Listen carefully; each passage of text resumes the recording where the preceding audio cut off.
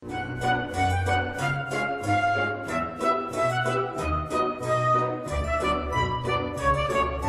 Ballad of Tom the Turkey, Part 2 of 2, by Aldred Chase.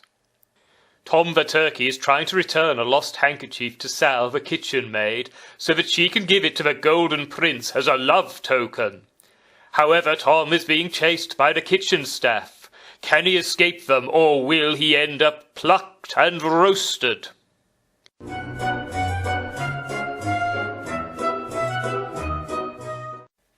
Down cold and stony passages Tom huffed and puffed and fled. The roar of pursuit filled his ears and filled his heart with dread. At last, though lost, he saw his goal, a shaft of light ahead.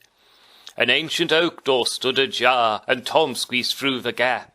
He flicked it shut as he passed through by giving it a flap. His chasers crashed into the door like rats caught in a trap.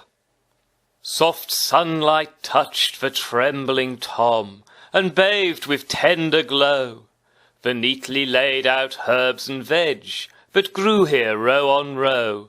This kitchen garden paradise was gentle, calm, and slow. Sweet Sal was kneeling, picking herbs, a basket on her arm, an old straw hat perched on her head, the picture of sweet charm. She gave poor Tom a puzzled smile, her face serene and calm. "What brings you here, dear Tom?" Sal said, "my hanky in your beak." Tom gazed into the sweet maid's eyes, as though about to speak. The door slammed open behind Tom.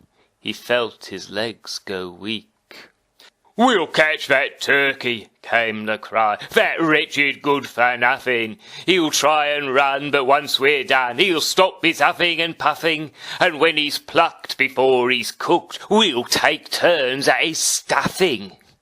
The mob of angry kitchen staff spilled out into the light. Tom sprinted off among the rows, too scared to stand and fight. He flapped and hurdled peas and beans as though he might take flight. The baying mob let out a roar and set off in pursuit. They trampled plants that stood no chance against the hobnail boot, while creepers caught on passing legs were torn up by the root. Sal watched in shock the mob run past. Their anger made them blind, and how they sought to treat poor Tom was cruel and unkind. She vowed to save him from the mob, so followed close behind. Tom cleared the kitchen garden wall, a single mighty bound. He bounced and rolled, stood up and ran, no time to look around. The castle outer wall loomed tall, a gate had to be found. Tom came upon a gravel track, it might lead to a gate. He did not waste time looking back, delay would seal his fate. He'd not survive the mob's attack, they were too full of hate. He plunged along his new-found route, and saw with happy heart a gate, a lovely gate, where 2 guards searched a cart. His escape plan might yet bear fruit, he'd not be torn apart. The guards, distracted from their job, looked up in great surprise to see a bird chased by a mob, who yelled out angry cries, while just behind came one young maid, tears streaming from her eyes. Tom nimbly dodged the fumbling guards, the cart though blocked the gate.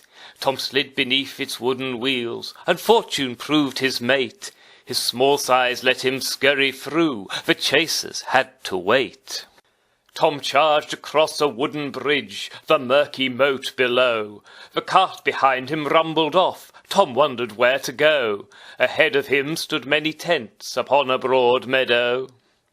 Beyond these tents were wooden stands, which held a noisy crowd. They whistled, cheered, and clapped their hands to see a knight ride proud, and knock another from his horse by any means allowed.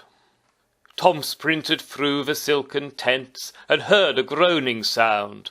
3 knights, their armour full of dents, lay stretched out on the ground. Each one had had to face the prince, and each had lost his round. Tom raised a spurt and kicked up dirt, the mob were on his tail.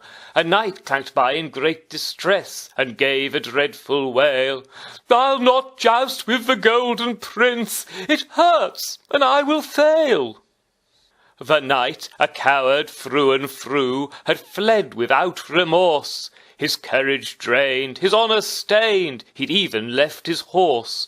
It stood unmounted in a yard, close by the jousting course. Tom dashed towards the waiting horse, and leaped upon its back. He'd ride at speed, this mighty steed, and flee the mob's attack. He'd give the horse its freedom too, once off the beaten track.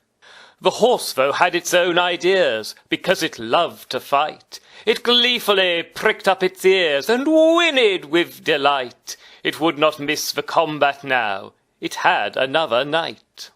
The horse set off at cracking pace, before Tom changed his mind. Its only aim, the jousting field, an easy thing to find. Tom gripped the horse and clung on tight, the mob was left behind. They galloped between wooden stands, and out onto a field. Amazed, the crowd looked down on them, and yelled at Tom to yield. He had no chance, he had no lance, no armour and no shield. Built down the middle of the field, there was a wooden rail. The horse cantered up to an end, and boldly swished its tail. It went so fast, Tom dared not jump, the frightened bird turned pale. The rail had at its other end a scary sight indeed. The prince in golden armour sat upon his mighty steed, and swiftly tugged his visor down. Tom knew where this must lead. Tom's horse swung round and galloped hard towards this golden knight, who spurred his horse to meet the charge, and raised his lance to fight. That point will skewer me, thought Tom, and he'll eat me tonight. The horses closed with snorting breath, but no one even cheered. To see a turkey ride a horse was beautiful and weird. Who'd want to see the messy death when this strange bird was speared? Tom clung on tight with all his might, then had a bright idea. The prince's lance gave him a chance if he controlled his fear. The danger was its pointy end, from that he must stay clear. With thundering hooves the horses met. Tom turned a somersault, and cleared the lance's pointy end in one terrific vault. He slid straight down the lance's pole, a slide he could not halt. He bounced over the lance's hilt, and struck the prince's chest. The prince was stunned and tumbled back, then gravity did the rest. Tom landed on the fallen knight, the bird had come off best. The crowd stood stunned by what they'd seen. They did not dare applaud. The prince's temper was well known, and could not be ignored. The turkey soon might well be slain, not worshipped and adored. Tom hopped down from his fallen foe, and thought it tasted sweet to feel the touch of solid earth at rest beneath his feet. But here came Sal to speak to him. His task he must complete. "Dear Tom, what have you done?" Sal cried. She ran to join the bird. "You must not fight the golden prince. You really are absurd. Although I rather think you've won." The prince said not a word. The kitchen staff had disappeared. Perhaps they felt ashamed. More likely, though, they feared the prince, and worried they'd be blamed. They wondered who would tell the cook the bird could not be tamed. The battered prince got to his knees. The atmosphere was strained. He raised his visor with his hand. An awkward silence reigned. Sal felt her mouth turn dry as dust. How could this be explained? Tom gave the maid a courtly bow, and though he could not speak, the love shone in his noble eyes, as gently with his beak he placed Sal's hanky at her feet. Her eyes began to leak. Sal's tears dissolved the prince's rage. He spoke with great delight. "This maid has warmed my heart today. Her bird has won this fight. I'll raise her to a lady's rank. This bird shall be her knight."